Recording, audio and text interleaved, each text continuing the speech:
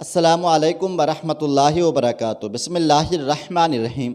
एक दाना आदमी की गाड़ी गांव के करीब ख़राब हो गई। उसने सोचा कि गांव से किसी से मदद लेता हूं। वो जैसे ही गांव में दाखिल हुआ तो उसने देखा एक बूढ़ा शख्स चारपाई पर बैठा है और उसके करीब मुर्गियां दाना चुग रही थीं। उन मुर्गियों में एक बाज का बच्चा भी है जो मुर्गियों की तरह दाने चुग रहा है।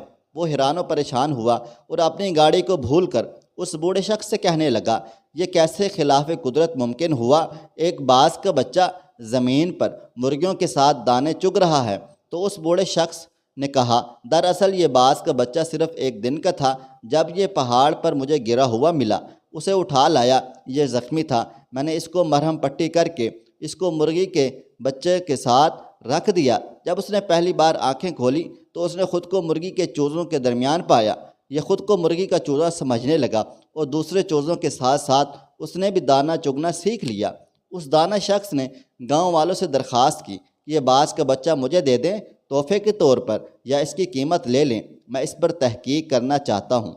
उस गांव वाले ने बाज का बच्चा उस दाना शख्स को तोहफे के तौर पर दे दिया। ये अपनी गाड़ी ठीक करवा कर अपने घर वापस आ गया। वो रोज़ाना बाज के बच्चे को छत से नीचे फेंक दिया करता, मगर बाज का बच्चा मुर्गी की तरह अपने परों को सुकेड़ कर गर्दन में छुपा लेता। वो रोज़ाना बिला नागा बाज के बच्चे को अपने सामने टेबल पर बिठाता और उससे कहता, तू बाज का बच्चा है, मुर्गी का नहीं, ख़ुद को पहचान। उसने कई दिन तक उर्दू, पंजाबी, सिंधी, सराइकी, पश्तो ज़ुबान में उस बाज के बच्चे को कहा, तू बाज का बच्चा है, मुर्गी का नहीं, ख़ुद को पहचान। आखिरकार वो दाना शख्स एक दिन बाज के बच्चे को लेकर एक बुलंद तरीन पहाड़ पर चला गया। उसे कहने लगा, ख़ुद को पहचानने की कोशिश करो, तुम बाज के बच्चे हो। और उस शख्स ने यह कहकर बाज के बच्चे को पहाड़ की बुलंदी से नीचे फेंक दिया। बाज का बच्चा डर गया। उसने मुर्गी की तरह अपनी गर्दन को झुकाकर परों को सुकेड़ लिया और आंखें बंद कर लीं। थोड़ी देर बाद उसने आंखें खोलीं तो उसने देखा कि ज़मीन तो अभी बहुत दूर है।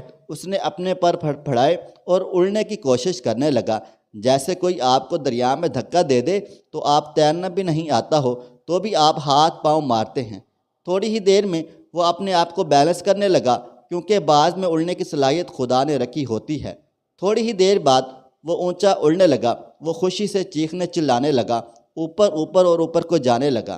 कुछ ही देर में वो उस दाना शख्स से भी ऊपर निकल गया और नीचे निगाहें करके उसका एहसान मंद होने लगा। तो दाना शख्स ने कहा, ए बाज, मैंने तुझे तेरी शनाख्त दी है, पास से कुछ भी नहीं दिया। यह कमाल सलाहियत तेरे अंदर मौजूद थी, मगर तू बेखबर था। यही मामला हम लोगों के साथ भी है।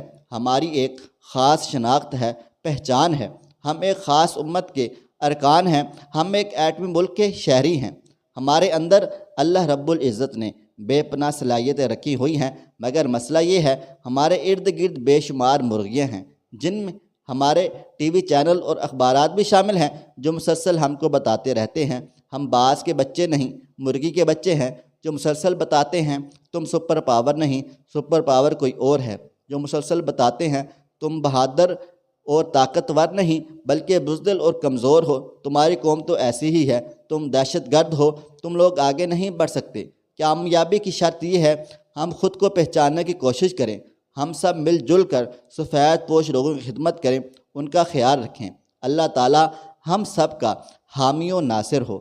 आमीन सुम्मा आमीन। उम्मीद करते हैं आज की हमारी कहानी आपको पसंद आई होगी। दोस्तों, वीडियो पसंद आई है, इस वीडियो को लाइक करें, शेयर करें। अगर आपने अभी तक मेरा चैनल सब्सक्राइब नहीं किया हुआ तो अभी के अभी सब्सक्राइब कर लें। साथ में बेल आइकन को भी ज़रूर प्रेस कर लीजिएगा, ताकि नई अपलोड होने वाली हमारी वीडियोस का नोटिफिकेशन आपको बर वक़्त मिलता रहे।